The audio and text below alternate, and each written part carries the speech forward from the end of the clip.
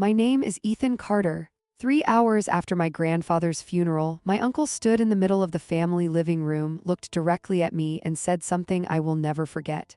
You got what you came for. Now leave. The room went silent. 23 relatives were gathered around half-empty coffee cups and untouched trays of food. My grandmother stared at the floor. My cousins suddenly became very interested in their phones. Nobody defended me, nobody even looked surprised. The strange part was that I had not asked for a single thing. Not money, not property, not even a keepsake. I had only come to bury the man who raised me. Before I tell you what happened next, make sure to subscribe to Sad Drama Stories and leave a comment telling me what you would do if your own family turned against you after a funeral. Trust me, this story only gets more unbelievable from here.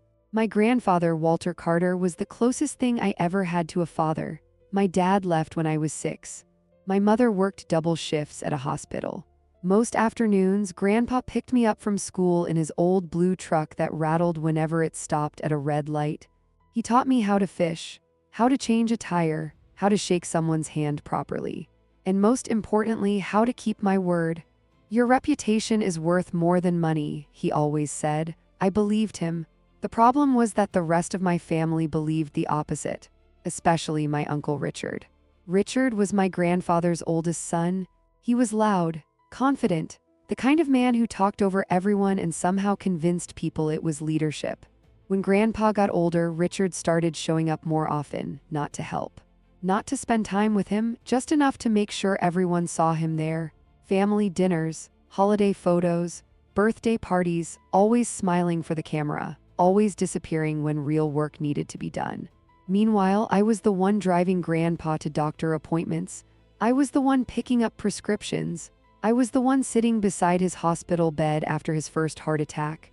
Grandpa noticed. He never said much about it. But he noticed. 6 months before he died, he asked me to help clean out his garage. We spent an entire Saturday sorting through decades of tools, boxes, and old paperwork. At one point, he handed me a small brass key. Hold on to this for me, I laughed. What's it for? He smiled. You'll know when the time comes.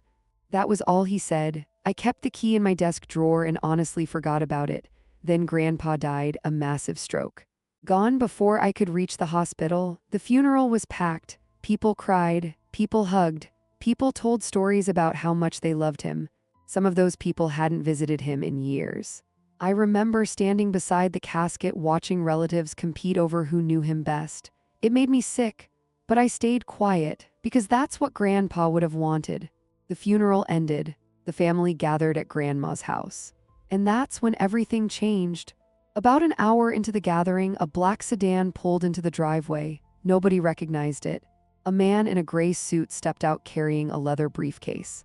He walked through the front door and asked a question that immediately drained the color from my Uncle Richard's face. Which one of you is Ethan Carter? Every eye in the room turned toward me, and the man smiled. Then he said 6 words that changed everything. Your grandfather left specific instructions.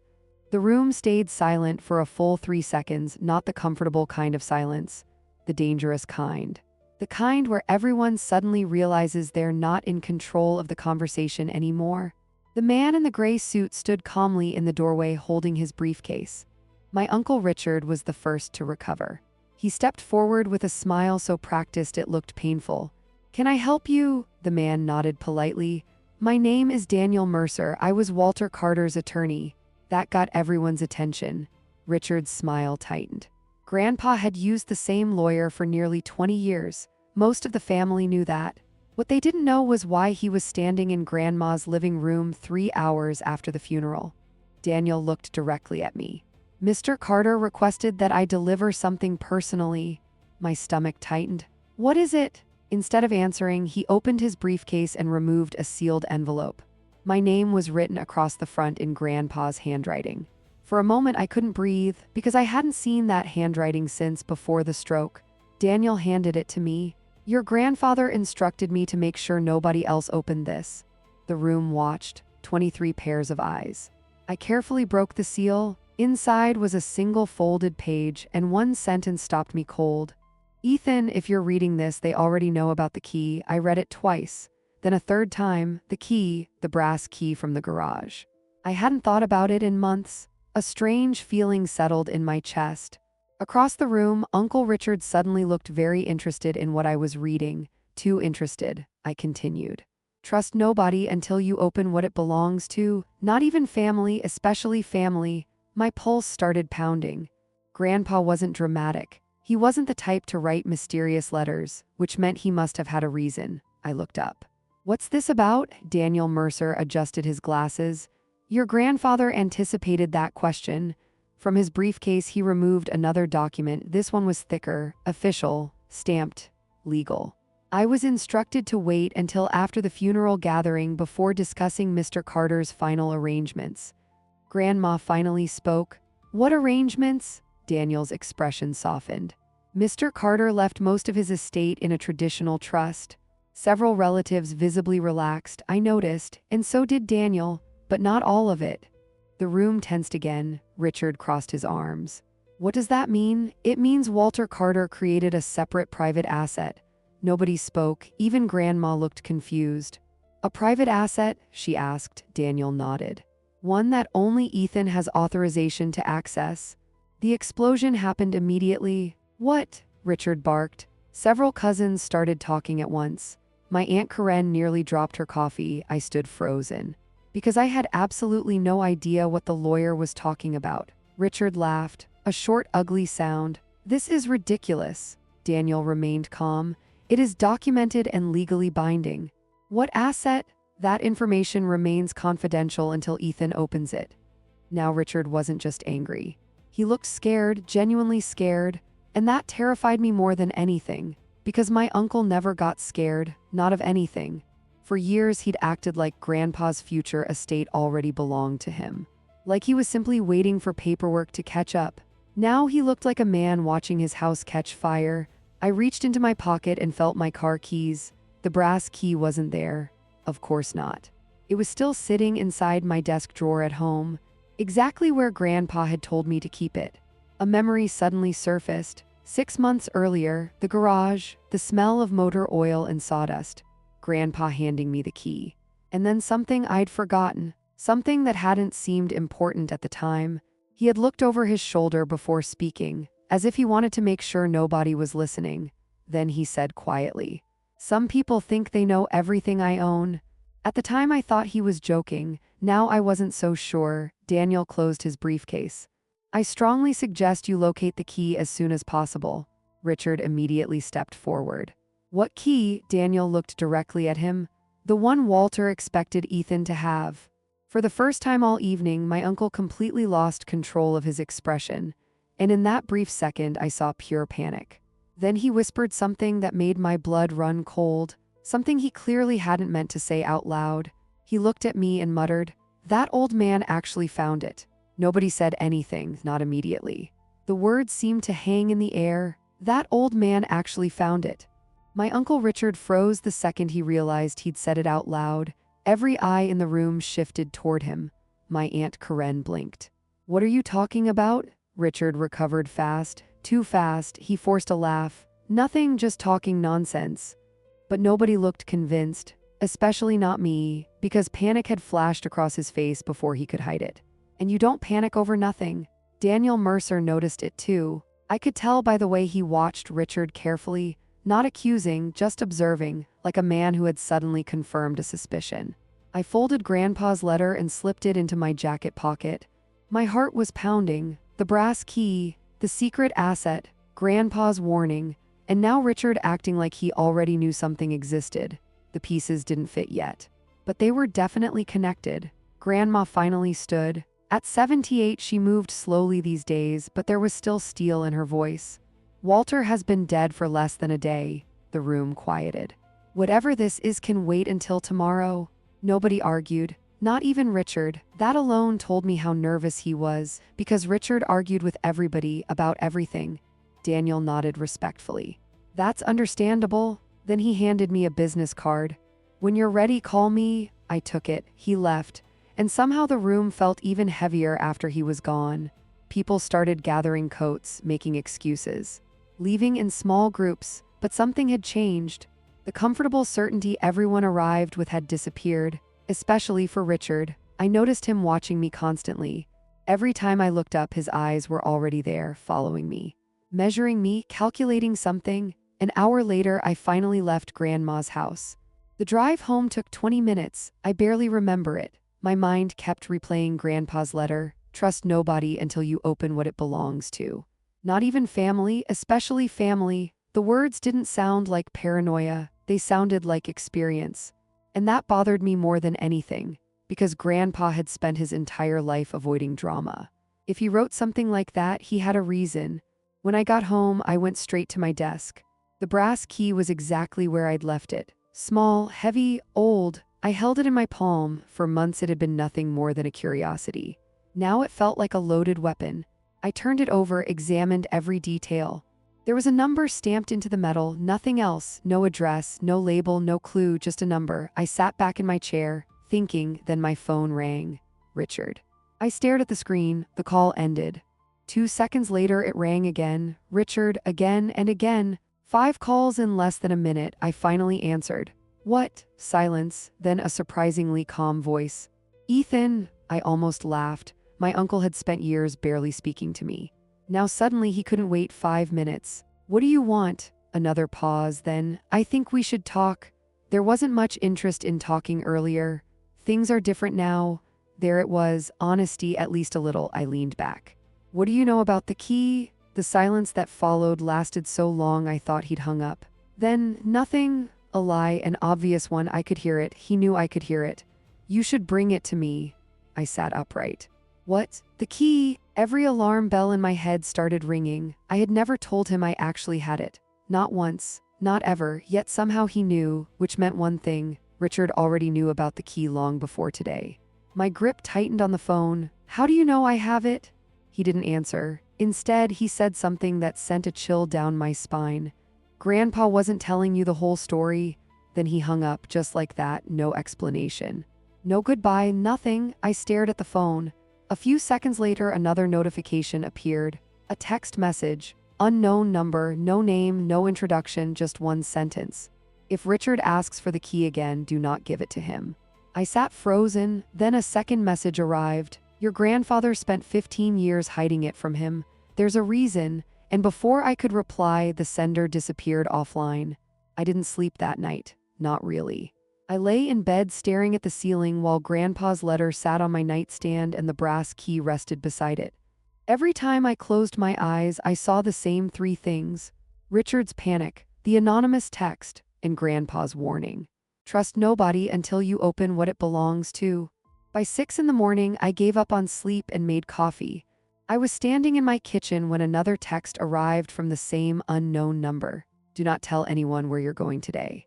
I stared at it. A second message followed, especially Richard, then nothing, no explanation, no name, just another warning. Most people would probably have ignored it. I couldn't, not after everything that had happened.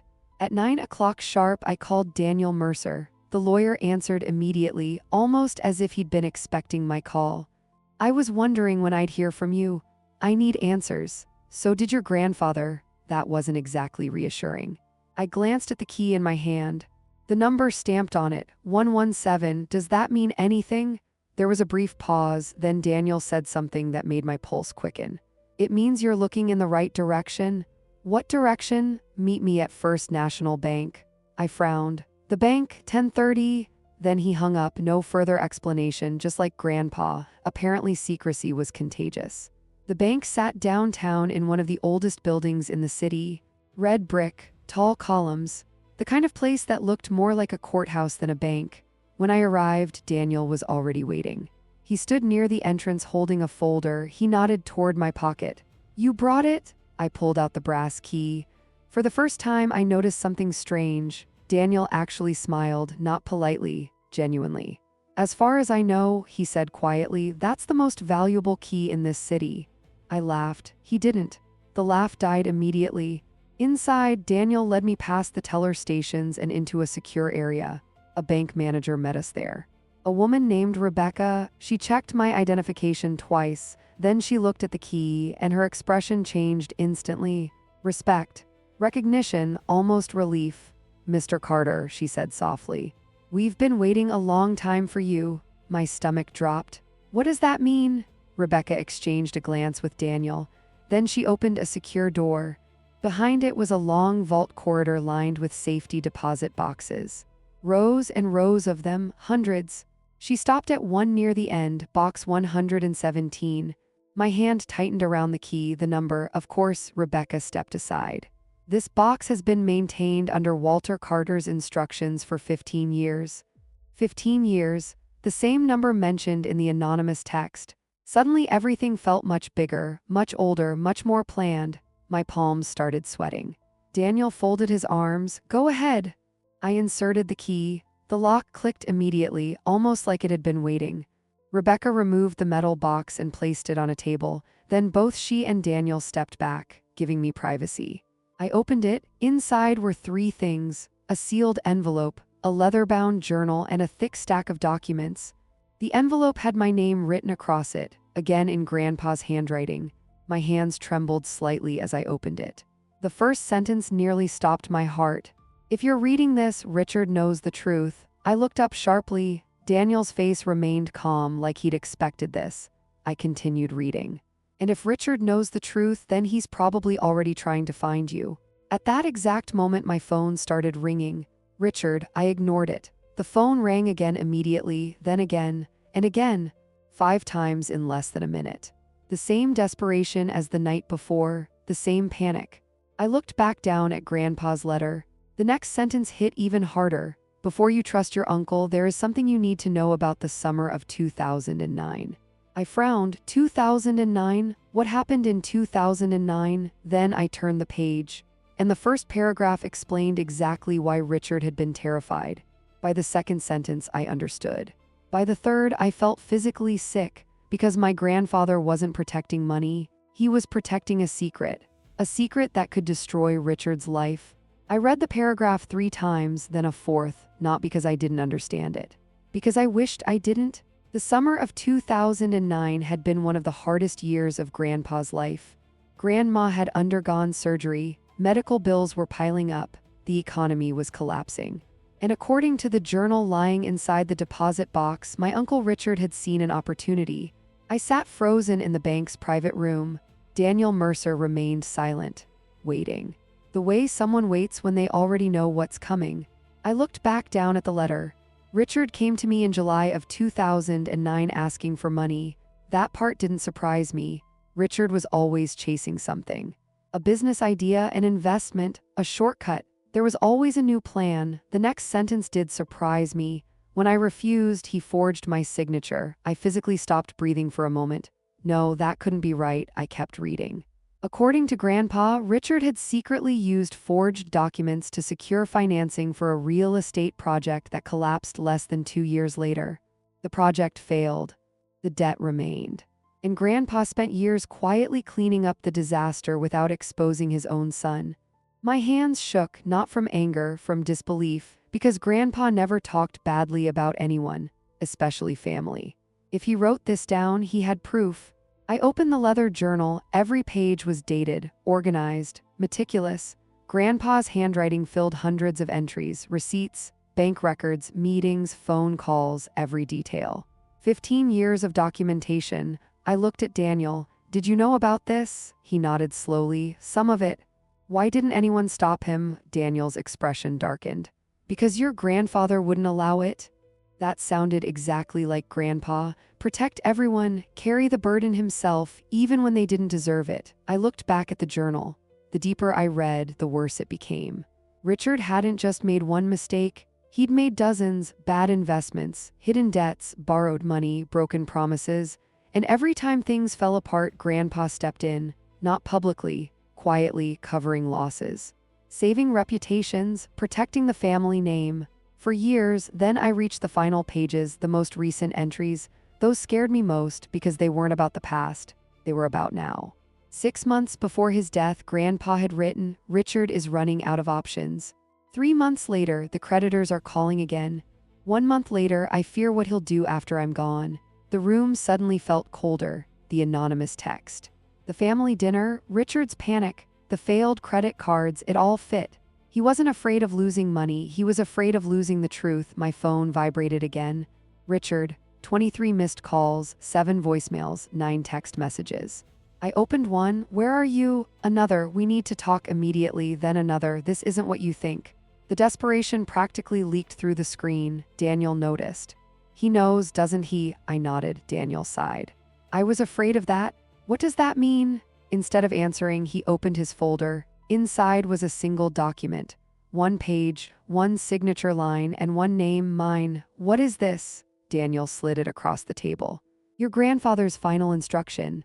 I read the first paragraph, then the second. My stomach dropped because Grandpa hadn't left me the journal to keep.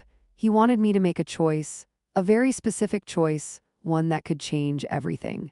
One that would determine whether Richard's secret stayed buried forever or became public. I looked up. "You're saying Grandpa left the decision to me?" Daniel nodded. "He trusted you more than anyone else." The weight of that hit harder than I expected.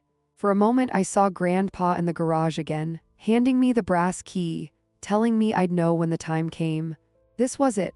This was the time. Before I could speak, Daniel's phone suddenly rang. He glanced at the screen.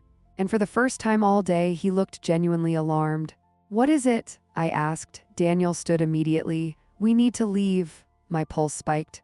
"Why?" He turned the phone toward me. A security officer from the bank was calling. And the message he had left was only 8 words long. "Richard Carter is in the building looking for you." For a second, I thought I had misheard him. "Richard, here, at the bank." My stomach dropped.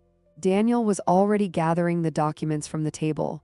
The journal, the letter, the papers Grandpa had hidden for 15 years, everything disappeared back into the folder with practiced efficiency.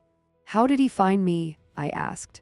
Daniel shook his head. "I don't know, but judging from his expression, he had a theory, and I probably had the same one. Someone in the family had talked, maybe accidentally, maybe not. Either way, Richard knew enough to come looking." The phone rang again. This time it was mine. "Richard," again. 24 missed calls had become 25. I silenced it. Daniel looked toward the door. "We need to move." The urgency in his voice surprised me. "You're acting like he's dangerous." Daniel didn't answer immediately. That bothered me. Then he said something even worse. "I'm acting like a desperate man is unpredictable." That was not the same thing, but it was close enough. Rebecca, the bank manager, appeared moments later. Her calm professional expression had disappeared. "Mr. Carter is in the main lobby." I stood. "What does he want?" Nobody answered, because we all knew the journal, the documents, the truth. Richard wasn't looking for me. He was looking for what Grandpa left behind. Rebecca led us through a staff hallway that bypassed the public area. As we walked, my phone buzzed continuously, text after text after text. Finally, I opened one. "Please answer." Another, "You don't understand the whole story." Another, "Your grandfather lied to you." That one stopped me. Grandpa lied for 15 years? No, I didn't believe that for a second. But desperation makes people say strange things. The side exit opened into a private parking area. Daniel paused beside my car. "Ethan?" I looked at him. "What?" He handed me the folder. "Take this home." "What about Richard?" Daniel sighed. Then he looked much older than he had that morning. "Richard spent years believing your grandfather would never expose him." I frowned. "Why? Because Walter loved him?" The answer hurt because it was true. Grandpa had protected Richard over and over again. Not because Richard deserved it, because he was family, and now Grandpa was gone. Which meant the protection was gone too. I opened my car door, then Daniel added something that made me stop. "There's one thing you haven't read yet." I looked down at the folder. "The last document? The one Grandpa wanted you to read after everything else." I blinked. "There's more," Daniel nodded. "A lot more." My heart sank. Of course there was. Nothing about this had been simple. I drove home. The entire way, I kept checking my mirrors, partly because of Richard, partly because I couldn't stop thinking about Grandpa, about secrets, about choices, and about the decision he had left in my hands. When I finally reached my condo, I locked the door behind me and sat at the kitchen table.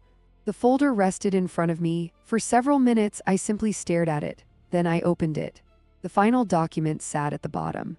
A sealed envelope, different from the others, older, much older. The paper had yellowed slightly with age. Across the front, in Grandpa's handwriting, were 7 words.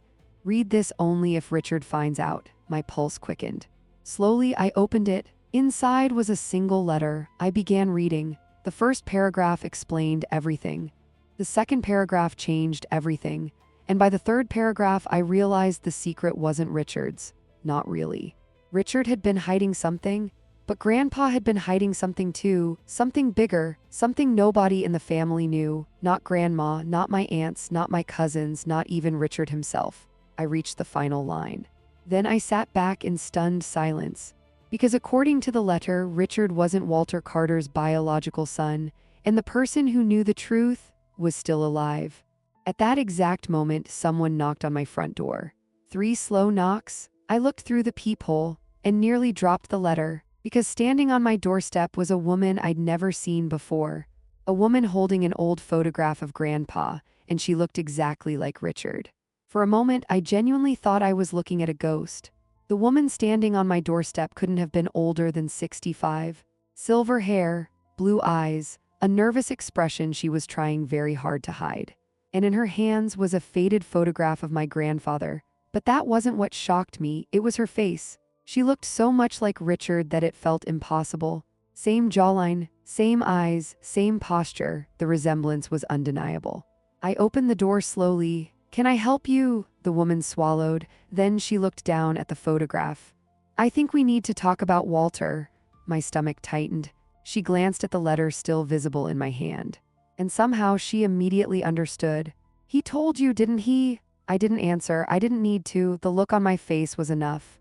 The woman closed her eyes. For a second, she looked exhausted, not physically, emotionally. Like someone carrying a secret for decades. "My name is Evelyn." I stepped aside. She entered quietly. Neither of us spoke until we reached the kitchen table. The old photograph sat between us.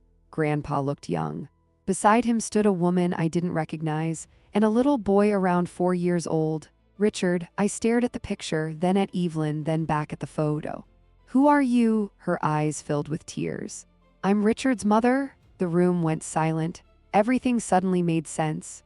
The resemblance, the letter, the secret. Evelyn explained that more than 40 years earlier, she had been a young widow struggling to raise a small son. Walter Carter met her during one of the hardest periods of her life. They fell in love, planned a future together, but life got complicated. Grandma was already pregnant with my Aunt Karen. Families got involved. Mistakes were made. Promises were broken. In the end, Walter made a choice. He returned to his marriage, but before he left, he promised one thing. He would make sure Richard never went without support, and he kept that promise for decades. The financial help, the protection, the second chances, the covered debts, the rescued businesses, everything suddenly fit together. Walter wasn't protecting Richard because he was his favorite. He was protecting him because he was his son, a son nobody else knew about. Including Richard himself. I sat in stunned silence. Then I asked the obvious question. "Why tell me now?" Evelyn looked at the photograph. "Because Walter asked me to." Of course he did. She reached into her purse and handed me another envelope. The last one. Walter's handwriting covered the front, my name, nothing else. I opened it carefully. Inside was a short letter, the final truth. Walter wrote that he never regretted helping Richard, not once, but he regretted hiding the truth from him. Fear had kept him silent. Fear of destroying his family, fear of hurting people he loved, and now that fear was gone. The final paragraph hit hardest. "Ethan, secrets don't protect families, truth does." I sat there for a long time. Eventually I called Richard. For the first time all week he answered immediately. "Ethan?" I took a deep breath. "We need to talk?" 3 days later, Richard sat across from Evelyn in a private room at Daniel Mercer's office. I wasn't there for most of the conversation. I didn't need to be. Some truths belong to the people living them. What I do know is that Richard cried for the first time in his life.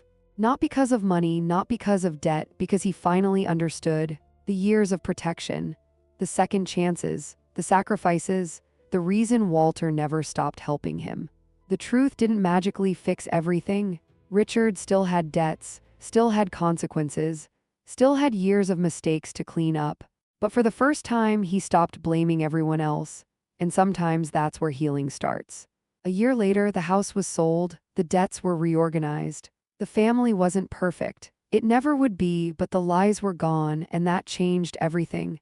As for me, I still keep the brass key, not because of what it opened, but because of what it taught me. The most valuable things people leave behind aren't money or property. They're the truths they trusted us to carry, and sometimes the greatest inheritance isn't wealth. It's finally understanding the people we thought we knew. That's my story. If you enjoyed this story, let me know in the comments what you would have done in Ethan's place. Don't forget to like, subscribe to Sad Drama Stories, and share this with someone who loves emotional family dramas and powerful life lessons. I'll see you in the next story. Red.